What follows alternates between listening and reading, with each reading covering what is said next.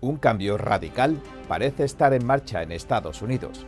Por un lado, Donald Trump propone TrumpCare, un modelo sanitario completamente distinto al actual, basado en un dividendo ciudadano de hasta $2.000 por persona y financiado, según él, con ingresos provenientes de aranceles. La promesa: menos burocracia, más control para la gente de a pie y pagos directos al bolsillo de cada ciudadano. Al mismo tiempo, el gobierno anuncia Southern Spare, una operación militar sin precedentes contra narcoterroristas en todo el hemisferio occidental. La misión: proteger a las familias estadounidenses, detener el flujo de drogas y reforzar la seguridad regional, incluso con la posibilidad de operaciones en tierra, si el Congreso las autoriza, claro. En medio de este panorama, la secretaria Brooke Rollins destapa un escándalo en el programa SNAP: pagos duplicados, beneficiarios fallecidos y fallos masivos de supervisión que afectan directamente a millones de personas que dependen de la asistencia alimentaria. Bien, y ahora entremos en materia. En los últimos días, el debate sobre el futuro del sistema de salud estadounidense ha tomado un giro inesperado. La clave reside en una palabra que se adopta del mundo financiero: dividendo. El presidente Donald Trump sugiere que este concepto podría ser el eje del nuevo modelo sanitario al que ha llamado TrumpCare. Un dividendo es una parte de las ganancias de una empresa que se reparte entre sus accionistas. En palabras del mandatario estadounidense, no es asistencia pública, no es socialismo y no se deriva del trabajo de otros ciudadanos. En bolsa lo podrían llamar un retorno de la inversión. Y es que en esta nueva cosmovisión de la salud estadounidense, el pueblo pasaría a ser como una especie de accionista del servicio de ingresos externos del país. En otras palabras, de los aranceles y de un eventual fondo de riqueza soberana. Y esto tendría un propósito. ¿Cuál?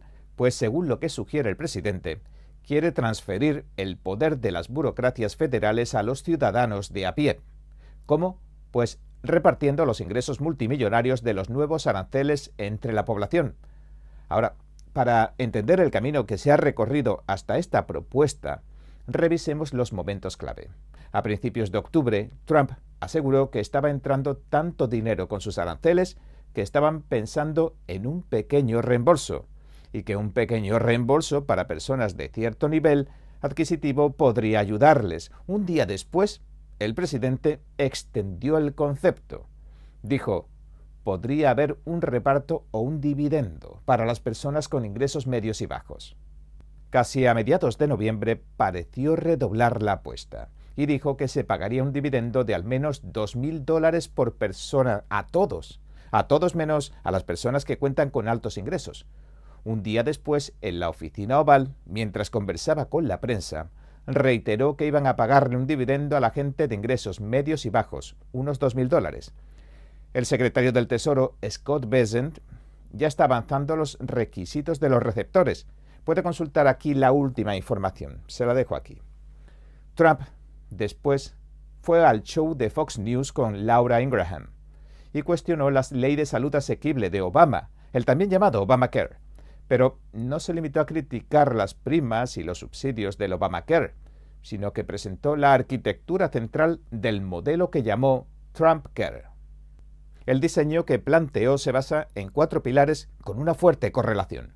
1, el detonante: redirigir los fondos directamente a las cuentas personales de los ciudadanos, es decir, las aseguradoras dejarían de recibir dinero. Y ahora las consecuencias, 2, 3 y 4. La 2, serán las personas las que decidan, compren y negocien sus propios planes de salud.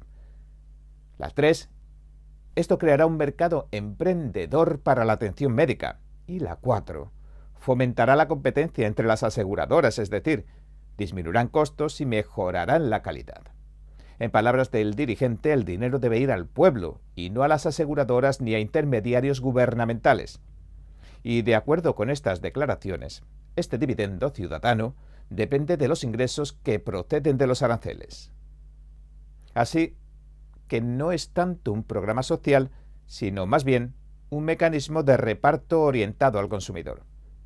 En paralelo, Robert Kennedy Jr., ha mencionado que la atención primaria directa podría convertirse en el eje del futuro de la salud del país.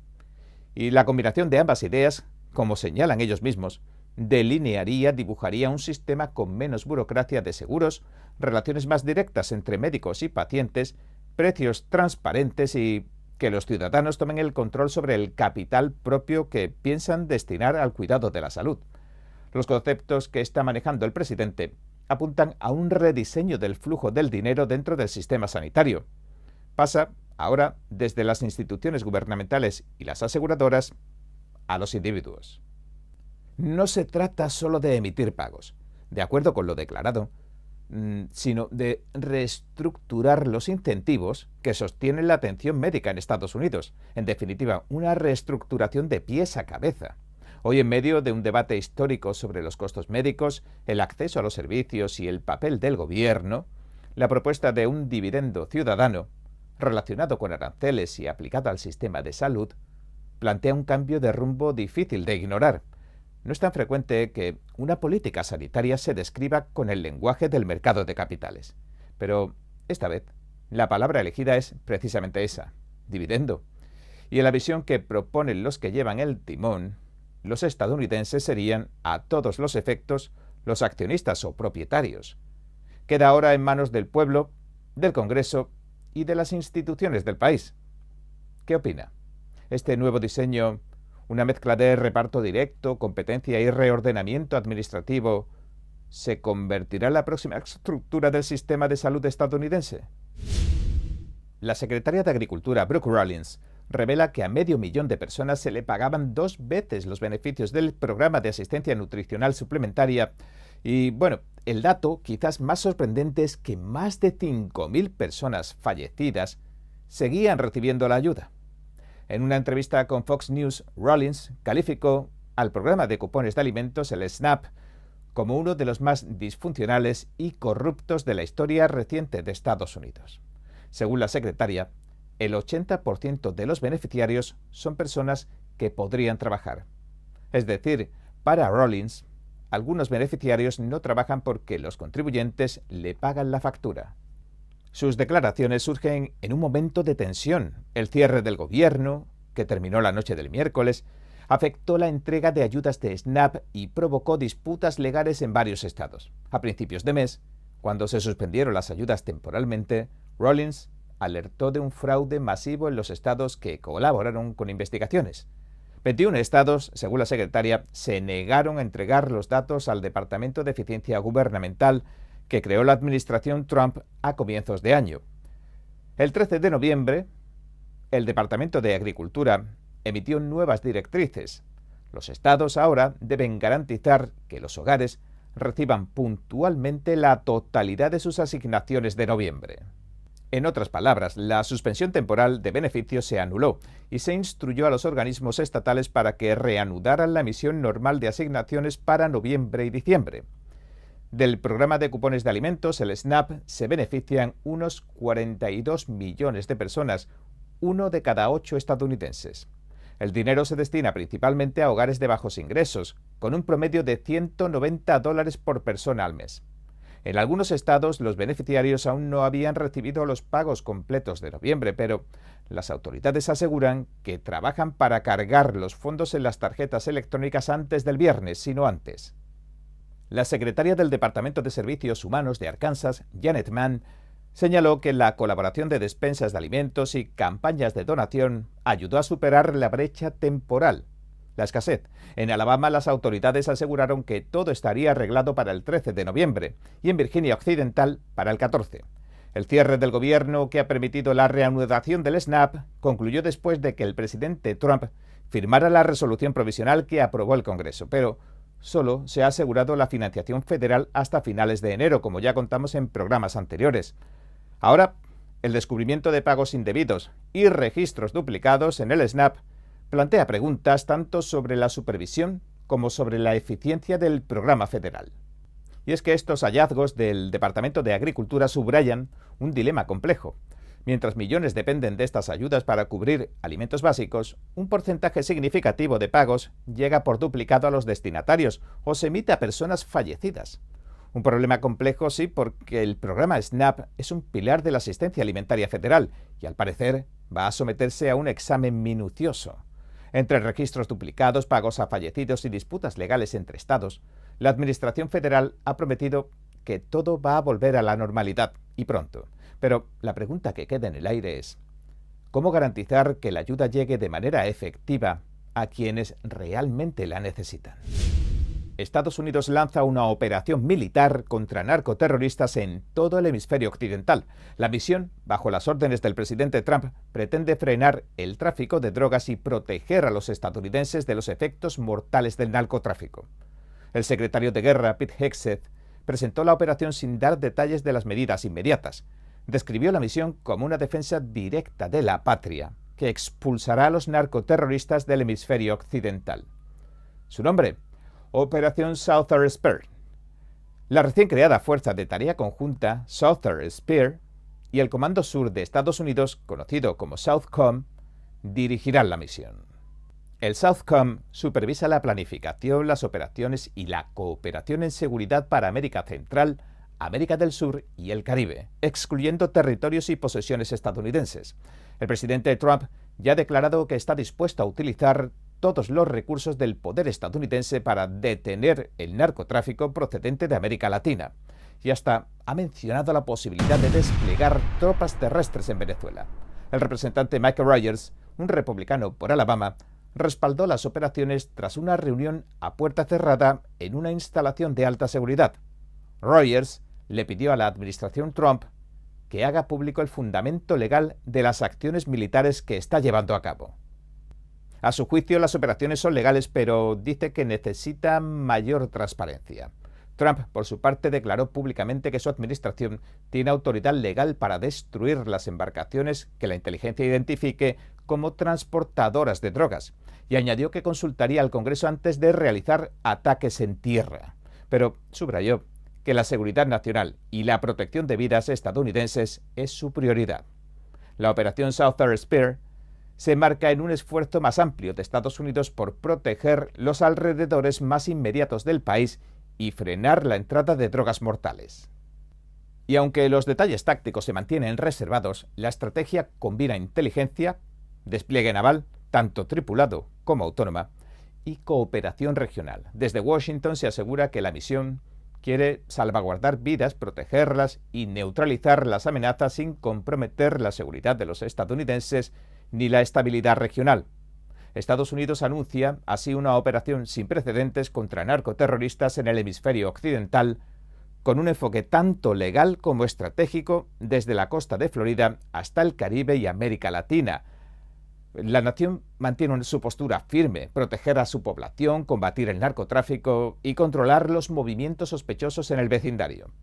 La operación Southern Spear ha comenzado. El mundo juzgará cómo se desarrollará esta misión tan crucial. Tras 43 días de parálisis, el gobierno de los Estados Unidos ha vuelto a abrir sus puertas. Fue la votación número 15 la que, por fin, quebró el bloqueo político más largo de la historia del país. El marcador final: 222 a 209. 6 demócratas votaron con los republicanos. 2 republicanos, Thomas Massie y Greg Stubb, votaron en contra. Les dejo aquí un artículo con toda la información de lo que pasó en la votación en detalle y más. Pero uno de los datos interesantes, si no el que más, es que la maquinaria federal, que llevaba dormida desde el 1 de octubre, volvió a respirar. Ahora, el presidente Donald Trump afronta 3 desafíos a contrarreloj, si no 4, pero ante todo, avisaba después de firmar la prórroga presupuestaria que reabrió el gobierno, que ya planea entrar con la excavadora en el tema de fondo por el que los demócratas se negaban a firmar el presupuesto idéntico al que el Congreso había acordado y aprobado el año pasado. El Obamacare fue un desastre desde el primer día. No ha hecho más que subir. ¿Recuerdan cuando al presidente Barack Hussein Obama se le ocurrió esta idea tan descabellada? Y dijo: todo va a salir genial, las tasas van a bajar, todo va a bajar. Pero sucedió exactamente lo contrario. La atención médica se encareció más que en cualquier otro país. Y hoy pido que las compañías de seguros no deben recibir los pagos, esos precios, esta enorme cantidad de dinero, que se le pague directamente a la gente de nuestro país para que puedan costearse su propio seguro médico, con el que estarán mucho mejor y les costará mucho que el desastre que se conoce como Obamacare. El Obamacare, o Ley de Salud Asequible, ayuda a las personas con pocos ingresos a pagar su seguro médico. El gobierno puede cubrir parte o casi todo el costo del seguro y de algunas visitas al médico. Trump dice que esto es como darles un cheque en blanco a las aseguradoras porque ellas deciden cuánto cobrar por sus seguros y servicios médicos.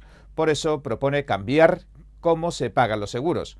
En lugar de que el gobierno pague a las compañías, conceder el dinero directamente a las personas para que elijan su aseguradora favorita. Así, según dice, las compañías competirían entre sí y los precios, por ende, bajarían. Pero, antes de seguir, conviene explicar por qué la oposición se negaba a llegar a un acuerdo. Los demócratas no querían sentarse a negociar y firmar si el gobierno no daba marcha atrás a las reformas y recortes del Obamacare, que habían aprobado recientemente el Congreso dentro del gran y hermoso proyecto de ley de Trump. Los republicanos hablaban de que la oposición se negaba a firmar si no les concedían $1,5 billones de dólares. Pero esta era una cantidad tan injustificable como excesiva que acrecentaría el déficit nacional. Eso es lo que decían los republicanos. Además, una buena parte de este dinero de los contribuyentes se destinaría a los inmigrantes indocumentados. En resumen, los republicanos, con Trump a la cabeza, descartaron la opción de plano. Mike Johnson, el presidente de la Cámara, resumía hoy las 6 semanas del cierre del gobierno y lo que calificaba como una fallida maniobra demócrata. El cierre del gobierno que provocaron los demócratas ha terminado por fin, gracias a los republicanos de la Cámara y el Senado que se unieron para hacer el trabajo. Ahora nadie duda en absoluto de que los demócratas fueron los responsables de esto. ¿Qué pasó? Millones de familias estadounidenses se quedaron sin comida en sus mesas. Millones de estadounidenses quedaron varados en aeropuertos, con vuelos cancelados y retrasados. Tropas y empleados federales se preguntaban si cobrarían su paga. Los demócratas lo admitieron abiertamente. Muchos lo dijeron con sus propias palabras, que usaron al pueblo estadounidense como moneda de cambio en este juego político. Sabían que eso causaría dolor a la gente, y aún así lo hicieron. Se guiaron por sus propios fines egoístas, por sus propósitos políticos, pero jugaron con la vida de personas de carne y hueso. Es algo muy difícil de perdonar. Quiero decir que todo esto fue completamente inútil y banal. Este resultado era totalmente previsible. Dije que acabaría así cuando todo comenzó a mediados de septiembre. Aún así, lo hicieron. Los demócratas admitieron que usaron a la gente como palanca, pero no obtuvieron nada con esta maniobra política egoísta. No lograron absolutamente nada con esto. Cualquiera que haya estudiado historia sabe que los cierres de gobierno nunca producen resultados positivos, solo lastiman a la gente.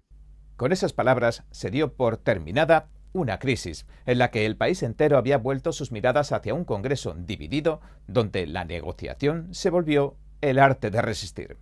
El cierre duró 43 días. Hubo 14 intentos fallidos de votación, decenas de propuestas que no llegaron a nada y un solo tema en los pasillos.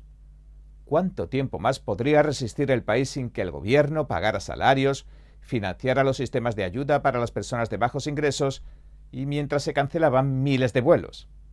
El líder demócrata de la Cámara, Hakeem Jeffries, hasta el último minuto le pidió a sus colegas que no cedieran hasta que los republicanos escucharan sus demandas. This fight is not over. We're just getting started. Esta lucha no ha terminado, apenas estamos comenzando. Lucharemos hoy, lucharemos mañana, lucharemos esta semana, lucharemos la próxima semana, lucharemos este mes, lucharemos el próximo mes, lucharemos hasta ganar esta batalla por el pueblo estadounidense. As House Democrats. And there's only 2 ways that this Ese es nuestro compromiso como demócratas de la Cámara. Y solo hay 2 formas en que esta lucha terminará. Solo 2 formas, señor presidente. en que esta lucha terminará. O los republicanos finalmente deciden extender los créditos fiscales de la Ley de Cuidado de Salud Asequible este año, o el pueblo estadounidense expulsará a los republicanos de sus cargos el próximo año y pondrá fin a la presidencia de Donald Trump de una vez por todas. Así es como termina esta lucha.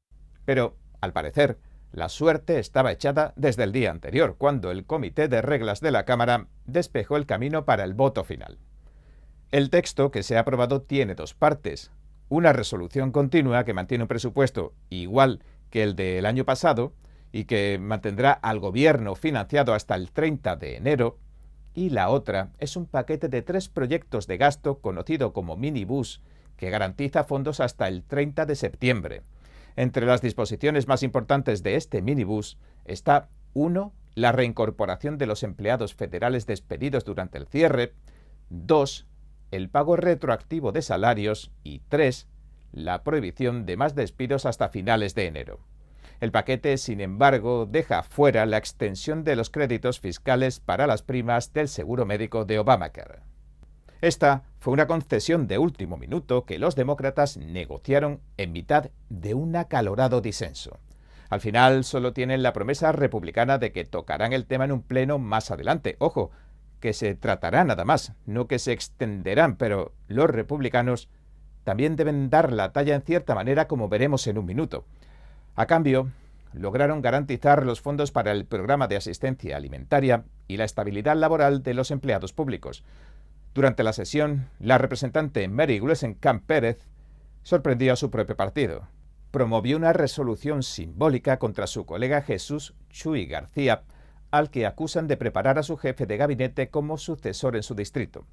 El gesto, que algunos calificaron de indisciplina, no cambió el rumbo de la votación, pero sacó a la luz la tensión interna entre los demócratas más jóvenes y la vieja guardia del partido, algo que anticipábamos en los últimos programas y hemos explicado en profundidad.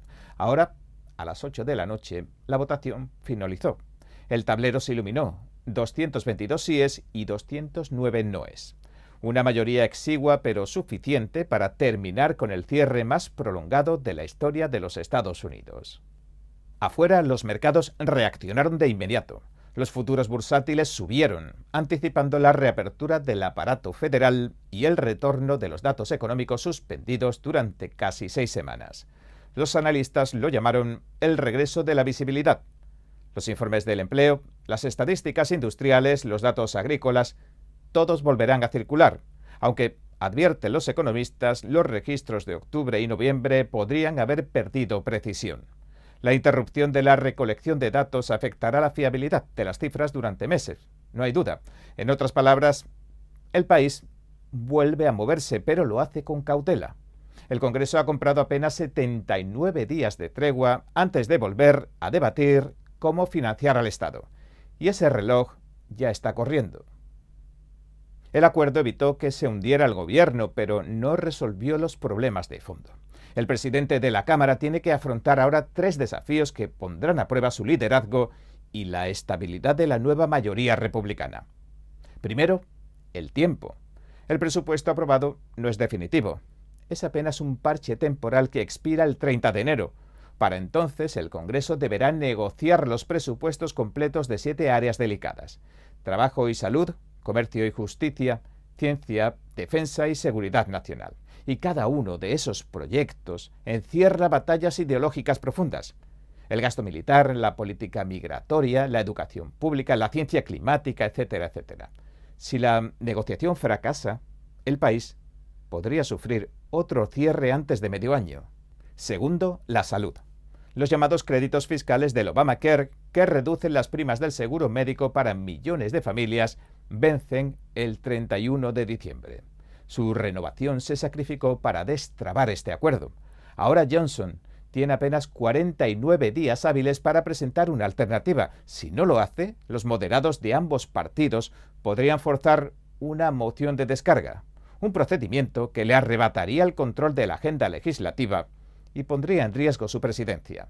Y hacer esto durante la temporada navideña, esto que le toca hacer a Johnson, cuando el Congreso suele estar semiparalizado, será una prueba de fuego. El tercer desafío viene de su propio partido, el ala más conservadora, liderada por figuras como Chip Roy de Texas y Austin Scott de Georgia, que quieren que se elimine una disposición que se deslizó en el presupuesto de la rama legislativa. Se enterró en la página 217. Esa cláusula permite que los senadores demanden al gobierno si el Departamento de Justicia ha accedido a sus registros telefónicos durante investigaciones federales, como pasó con Jack Smith. Los contribuyentes pagarán $500,000 a cada senador por cada teléfono o email intervenido. Y esto, que a algunos les puede sonar a tecnicismo jurídico, para otros supone una afrenta a la separación de poderes. La mayoría, como senadores, tenemos un teléfono de campaña, un correo electrónico de campaña, un teléfono personal, correo electrónico personal, y luego un teléfono de empresa y un correo electrónico del negocio. Esos son 6 violaciones según cómo se contabilicen. Si se hiciera sobre el total, serían 6 como mínimo, de $500,000 cada una. Y es que este tema se ha convertido en símbolo de desconfianza hacia las instituciones y amenaza con reabrir la brecha entre moderados y radicales dentro del Partido Republicano. No teníamos idea. Se agregó en el último minuto. No me gusta, ni a la mayoría de los miembros de la Cámara. Muchos están muy enojados por eso, así que lo vamos a debatir. Probablemente aprobemos su suspensión a principios de la semana que viene y lo enviemos al Senado. Mantuve una conversación con el líder Thune a primera hora de esta mañana sobre esto. Creo que lamentó la forma en que se hizo. Mantuvimos una conversación honesta. No le pedí ningún compromiso en ese momento porque tenía mucho trabajo ese día y he estado ocupado desde entonces, pero voy a hablarle con la misma sinceridad que les hablo a todos ustedes y decirles que creo que estuvo fuera de lugar. No creo que haya sido algo inteligente, no creo que haya sido lo correcto, y la Cámara lo va a revertir. Vamos a derogar eso, y esperaré que nuestros colegas en el Senado hagan lo mismo. A estos 3 frentes abiertos, presupuesto, salud y disciplina interna, se suma un elemento imprevisto: la inminente votación sobre la publicación de los archivos Epstein. Una petición bipartidista ya ha alcanzado las 218 firmas necesarias para forzar la votación. El tema, cargado de simbolismo político y mediático, podría poner a prueba la unidad del Congreso una vez más. En este último cierre, Trump logró mantener unidos a los republicanos. Ahora les pide que no se dejen distraer por el caso Epstein, con el que, dice, los demócratas tratan de enterrar su fracasado cierre del gobierno. No obstante, puede representar toda una prueba de fuego también, y Johnson lo sabe. No habrá tregua después del cierre, solo la ilusión breve de que el país, al menos por ahora, sigue funcionando. Para los demócratas, el desenlace ha sido un trago amargo. Durante 6 semanas apostaron a que la presión pública obligaría a la Casa Blanca a negociar directamente con ellos, pero esa estrategia nunca se materializó. La disciplina interna, dirigida por Hakeem Jeffries, resistió casi hasta el final, pero, como explicamos en profundidad en programas anteriores, 6 miembros rompieron filas. Votaron con los republicanos porque los trabajadores federales no podían esperar más, eso dijeron. Las críticas internas arreciaron, acrecentando otra brecha además de la de los jóvenes revolucionarios y la vieja guardia. Y es que estos más moderados vieron un camino posible en el compromiso de tratar más adelante la extensión fiscal del Obamacare.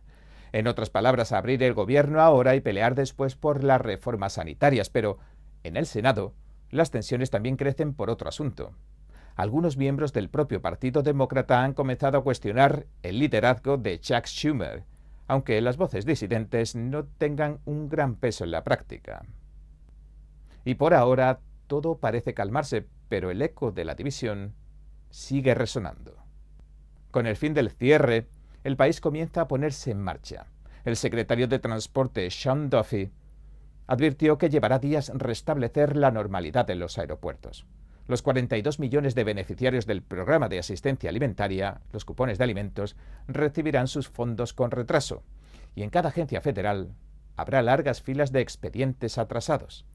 Reabrir el gobierno no es solo encender las luces, es reordenar el caos que deja 1 mes y medio de silencio administrativo. Pero esta es la segunda noche que Washington respira desde hace 43 días y los empleados federales saben que cobrarán.